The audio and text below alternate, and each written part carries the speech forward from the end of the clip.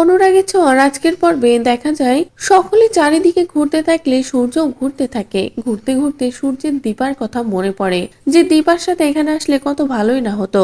এদিকে মিশকাও ঠিক সেই মুহূর্তে এসে সূর্যের কাঁধে হাত রাখলে তখনই সূর্য বলে দীপা, যে নামটা শুনে তো মিশকা রেগে যায় আর বলে, কি বললি সূর্য তুই? এত কিছুর পরেও তুই এখন ওই নামটাই মুখে নিচ্ছিস, কেন নিচ্ছিস? বলে দুজনের মধ্যে ঝামেলা তৈরি হলে তখনই সেখানে সোনার রূপাও চলে আসে। এরপরে সূর্যের মন খারাপ দেখে সোনার রূপা প্রশ্ন করে। অন্যদিকে মিশকাকে দেখে তো সোনা বলে, মিশকা আন্টি তুমি আমার বাবার সাথে এমন করছো কেন? তোমার জন্য আমার বাবার মন খারাপ হয়ে গেছে।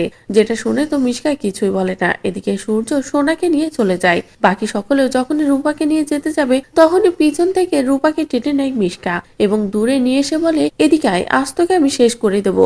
সত্যি করে বল, তুই এখানে কেন এসেছিস? বল কেন এসেছিস? বলে যখনই রূপাকে আঘাত করতে যাবে ঠিক তখনই দীপা আসে আর বলে, ওকে প্রশ্ন করছেন কেন? যা করার আমাকে করুন, আমি উত্তর দিচ্ছি।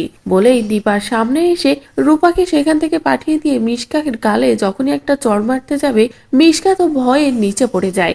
মিশকার মাথায় ঠিক থাকে না। এদিকে দীপা বলে, অনেক বাড়িয়েছেন, আর বাড়িয়েন না। এতদিন আমার জীবনটা তো নষ্ট করেছেন, কিন্তু আমার মেয়ের দিকে হাত বাড়ালে আমি আপনাকে একদম শেষ করে দেব, সবটা তছনছ করে দেব।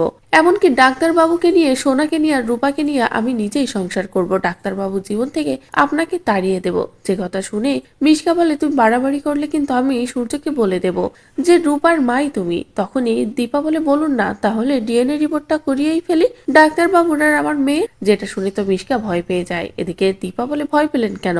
নিজের সংসার ভেঙে যাবে তাই? এবার তাহলে একটু হিসেব করে চলবেন, আমার মেয়ের দিকে যেন মনের ভুলেও তাকাবেন না, তাহলে কিন্তু খুব খারাপ হবে। এদিকে মিশকা তো দীপার থেকে এই অপমানটা কোনোভাবেই হজম করতে পারে না।